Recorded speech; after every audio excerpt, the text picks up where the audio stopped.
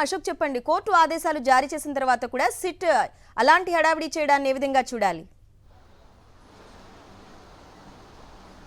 అంటే ఖచ్చితంగా ఈ అక్రమ మద్యం కేసులో మొదటి నుంచి కూడా సిట్ అధికారుల వ్యవహార శైలి కొంత అనుమానాస్పదంగానే ఉందని చెప్పుకోవచ్చు. ముఖ్యంగా ఈ 11 కోట్ల రూపాయల నగదు ఏదైతే ఉందో ఇది సీజ్ చేసినప్పటి నుంచి కూడా దీన్ని ఈ అక్రమ కేసులో ఉన్న వ్యక్తులకు సంబంధించిన నగదుగా చూపించే ప్రయత్నంలో భాగంగానే సిట్ అధికారులు అత్యుత్సాహం చూపించారని చెప్పుకోవచ్చు. అయితే ఈ నగదుకు సంబంధించి ఇప్పటికే రాజ్ కాశిరెడ్డి కోర్టులో ఒక పిటిషన్ దాఖలు చేశారు. ఆ నగదు తనకు సంబంధం లేదంటూ కూడా ఆయన పిటిషన్ దాఖలు చేశారు. అయితే ఈ క్రమంలోనే చాలా హడావిడి చేస్తూ ఆ నగదును ఏదైతే మాచవరం ఎస్బీఐ బ్రాంచ్ ఉందో ఆ బ్రాంచ్లో జమ చేసేసామని సిట్ అధికారులు కోర్టుకు ఒక మెమోని ఇచ్చారు. ఈ నేపథ్యంలో మరొక మారు రాజ్ కాశిరెడ్డి కోర్టును ఆశ్రయించారు. తను కూడా ఒక మెమో దాఖలు చేశారు. ఎందుకంటే వీడియోగ్రఫీ చేయాలని కోర్టు ఆదేశాలు ఇచ్చినప్పటికీ కూడా కానీ ఆ ఆదేశాలను పాటించకుండా సిట్ అధికారులు వ్యవహరిస్తున్న తీరుపై అయినా అనుమానాలు వ్యక్తం చేస్తారు.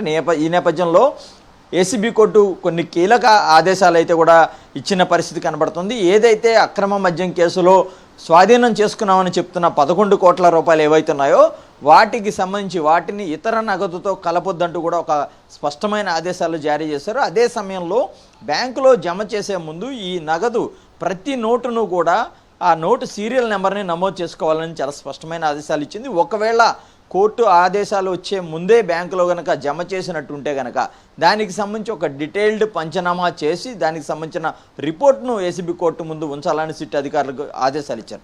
అదే సమయంలో ఈ 11 కోట్ల రూపాయల నగదుకు సంబంధించి ఎలాంటి అంటే వీటిని ఏ నగదుతో కలపకుండా చూడాలని అటు సిట్తో పాటు అలాగే మాచవరంకు సంబంధించిన ఎస్బీఐ జోనల్ ఆఫీస్ ఏదైతే ఉందో వారికి కూడా ఆదేశాలు జారీ చేశారు. ఈ ఆదేశాలకు సంబంధించిన ఆర్డర్ కాపీని కూడా కోర్టు సిబ్బంది అందజేసిన పరిస్థితి కనబడుతుంది.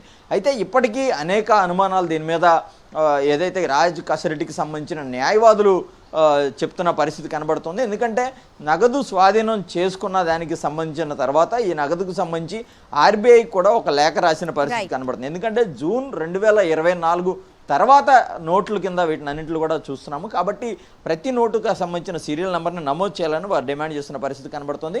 సిట్ అధికారులు కావచ్చు, ఇటు బ్యాంకు సిబ్బంది కావచ్చు, ఎక్కడా అత్యుత్సాహం ప్రదర్శించకుండా కోర్టు ఆదేశాలను చాలా స్పష్టంగా పాటించాలని వారు మరొక మారు ఏదైతే ఎస్బీఐ బ్రాంచ్ వద్దకు కూడా వెళ్ళి తమకు సంబంధించిన ఒక నోటీసును కూడా ఇచ్చిన పరిస్థితి కనబడుతుంది. Okay Ashok, thank you.